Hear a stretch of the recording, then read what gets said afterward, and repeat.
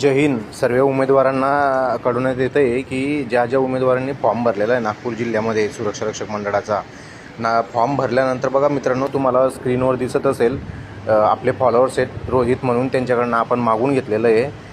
बघा, तुम्ही जेव्हा फॉर्म सबमिट करतात त्याच्या अगोदर log in password user I D वगैरे असतं बरोबर. त्याच्यानंतरच तो पुढचा जो फॉर्म आहे तो भरला जातो.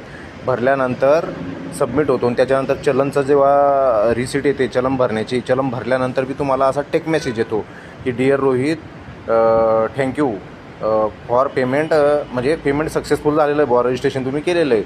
आणि वरती तुम्हाला दिसतच असेल GMHGBREG म्हणजे रजिस्ट्रेशन.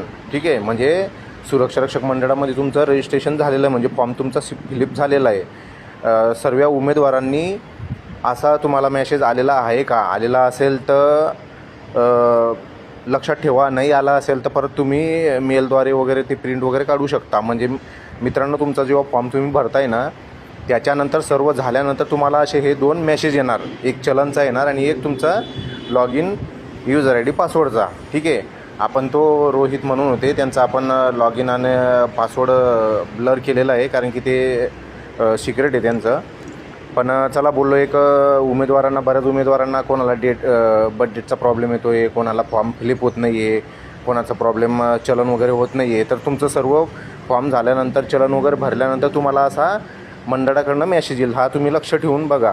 की खाली जो लोगो दिसतोय तो मी एडिट केलेला आहे, हे लक्षात घ्या. जय हिंद.